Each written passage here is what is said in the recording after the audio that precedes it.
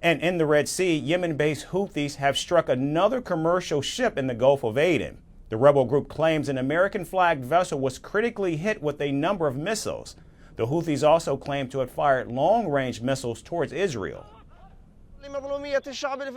The naval forces of the Yemeni armed forces carried out a targeting operation against the American ship Meadow in the Red Sea with a number of appropriate missiles.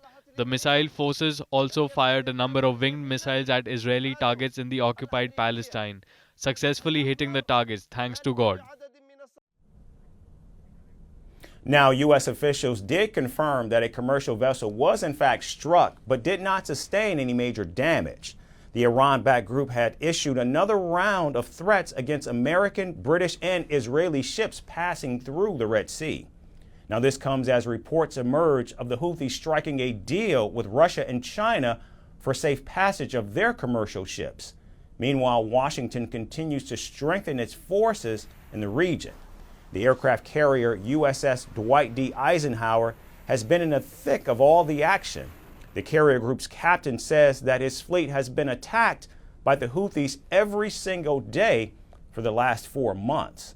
The captain goes on to say that the biggest threat is from anti-ship missiles and long-range kamikaze drones.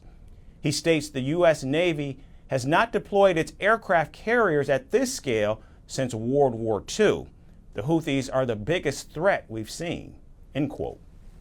The U.S. Navy launches airborne operations almost every minute against the Houthis, and American naval aviators and their crews are beginning to feel the effects, calling it the most flying that they've ever done on a deployment. Meanwhile, maintenance crews have raised red flags as the intensity of operations continues to grow. The aircraft carrier's deck is performing a launch or recovery every minute, and it's taking a toll on the ship as well as the fighter jets.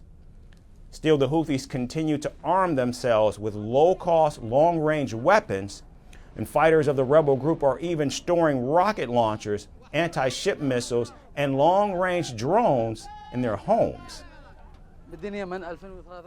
We have locally made rifles, pistols, rockets, and various types of sniper rifles, as well as RPGs and shells. All categories of heavy and light weapons are now available. All of this is in preparation for the upcoming phase with the Great Satan, the American and British and their proxies. Now, despite the large presence of Western militaries, the threat from the Houthis remains alarming. Even with the deployment of America's powerful carrier strike group, the waters of the Red Sea remain extremely dangerous.